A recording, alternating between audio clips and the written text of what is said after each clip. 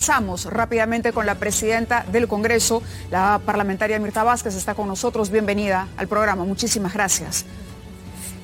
Esta semana se inhabilitó al expresidente Martín Vizcarra. Ha sido una decisión tomada por una mayoría abrumadora en el Parlamento. ¿Cómo debería analizarla el país? ¿Cómo debería leerla? Si usted pudiese transmitir un mensaje a la población respecto a eso, diría que es un ejercicio de justicia, diría que es un castigo al expresidente por haber sido desleal con el país, que se ha revisado el debido proceso.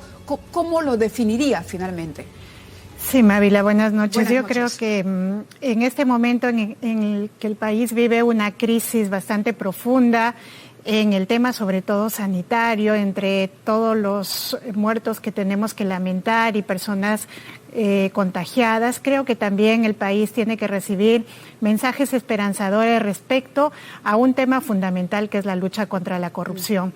Y creo que estos procesos donde se sancionan a altos funcionarios que han tenido bajo su responsabilidad la dirección del país, tienen que dar un mensaje muy claro. En este país nadie debe gobernar para privilegiarse a sí mismo.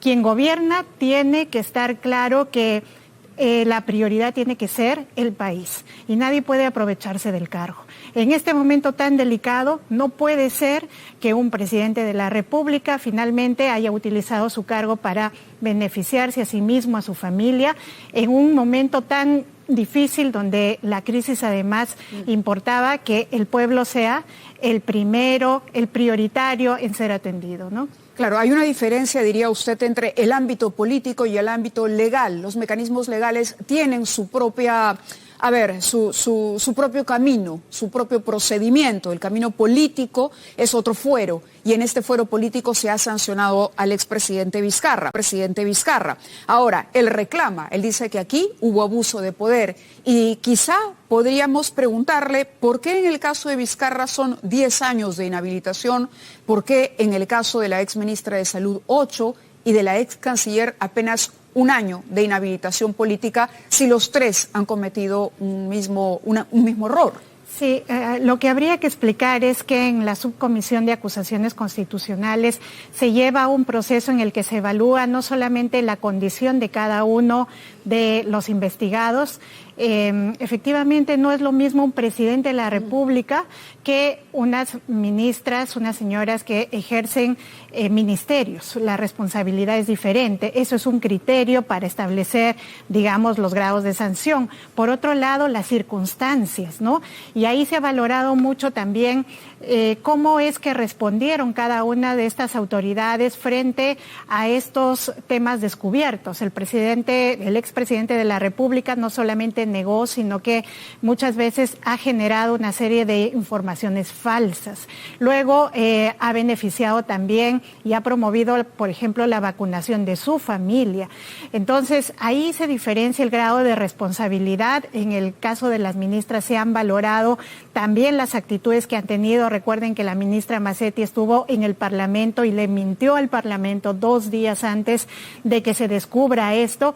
Y luego, en el caso de la señora Astete, pues ella ha tenido una conducta un poco más transparente desde un primer momento, ha tenido una sola versión, ha aceptado la responsabilidad y bueno, eso es lo que termina valorándose para establecer estos criterios para sancionar que no son arbitrarios, ¿no? Otra decisión importante que ha tomado el Congreso esta semana ha sido finalmente darle la luz verde, liberar el peaje para la acusación contra el congresista Edgar Alarcón, excontralor de la República, un proceso que ha tomado 4 años. Usted incluso se ha congratulado de esto porque ha sido un proceso largo, tedioso.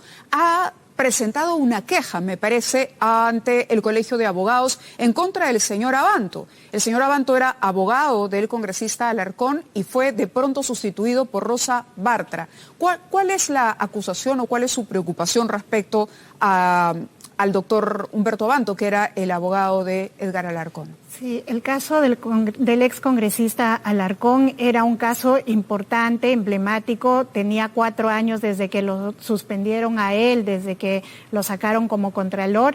Y por diferentes razones que no sabemos cuáles son, el anterior Parlamento no procesó, no hizo la denuncia como correspondía. Y llegamos nosotros, y sobre todo en este momento en que el excontralor era congresista de la República, había que dar señales que vamos a eliminar esa vieja frase de otorongo no come otorongo. ¿El anterior Congreso había blindado, protegido a Alarcón? Hay muchas razones que nosotros desconocemos, pero no entendemos por qué ese caso no se tramitó con la debida celeridad. Y por eso es que nosotros decidimos, no hemos violado ningún principio de legalidad, hemos tratado de ser lo más garantistas posible. Cuando él ha solicitado, justamente por cuestiones de salud, que se prorrogue la fecha, hemos accedido. Llevamos 38 días tratando de llevar esta diligencia y ya no podíamos aceptar más dilaciones, y en la última solicitud de su abogado, que decía que hay que transferir nuevamente la fecha, atribuía a que simplemente él tenía diligencias preestablecidas, y nosotros sentimos que ahí puede haber una mala fe. Maniobra dilatoria. Una maniobra dilatoria. Porque si él tenía diligencias ya preestablecidas, como él mismo lo ha admitido, debió notificarlo en el primer momento en que nosotros señalamos la fecha para la diligencia, pero lo notificó faltando menos de 24 horas. Así que nosotros sí consideramos necesario también que estas conductas sean revisadas por el Colegio de Abogados. Hay un código de ética en el Colegio de Abogados, y creo que debe ser aplicados a todos los profesionales del derecho para evitar que estas prácticas sean prácticas que justamente lo que busquen es entorpecer la justicia, ¿no? Y de una manera además se cura en salud el Congreso, diría usted, porque se transparenta todo.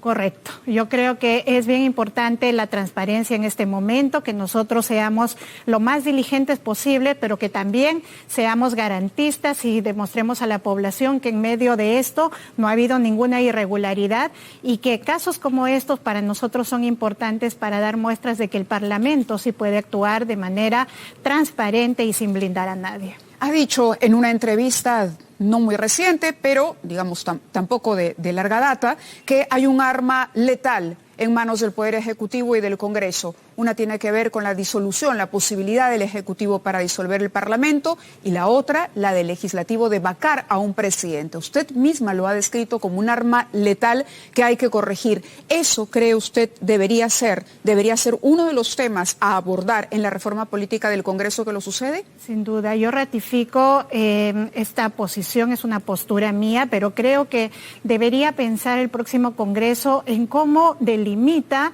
este tipo de instituciones que se han creado tanto para el Ejecutivo, que es la posibilidad de una disolución del Parlamento, como de parte del Legislativo, para que pueda regularse las censuras, los posibles vacancias que se da contra los presidentes de la República. Creo que ahora más que nunca estamos claros, la población, de lo terrible que es que se generen, digamos, este tipo de mecanismos cuando hay una suerte de vendetta política, cuando se quiere utilizar para eso. Y los resultados en el Parlamento la hacen suponer o la hacen temer que se van a utilizar estos mecanismos, eventualmente que hay un riesgo de que se vuelvan a utilizar estos mecanismos, que se abrió una puerta para el Parlamento y para el Ejecutivo. Lo que hemos visto en los últimos años es lo que me hace concluir en esto, ¿no?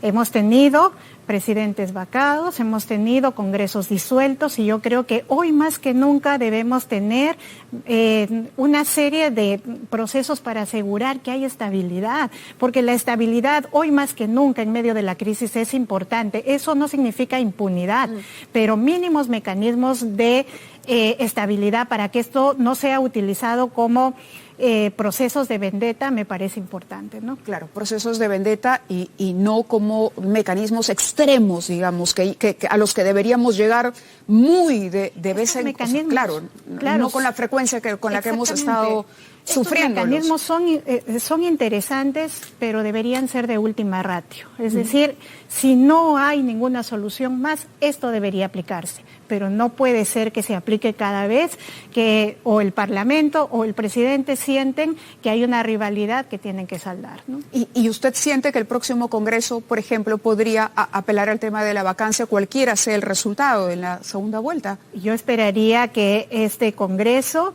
y el Ejecutivo, quien lo lidere, entren a procesos de mínima gobernabilidad, que se establezcan mínimos para que no haya esta suerte de amenaza apenas ingresa un gobierno o un Congreso. ¿Podrían ser explícitos esos compromisos por parte del nuevo Parlamento? A mí me parecería saludable. Hay mecanismos como el Acuerdo Nacional, por ejemplo, que tendría que entrar a tallar, otro tipo de mecanismos, pero algo tenemos que hacer para evitar que entre Congreso y entre Ejecutivo siempre se agudicen estas rivalidades y puedan utilizar este tipo o llegar a este tipo de extremos, ¿no? De acuerdo.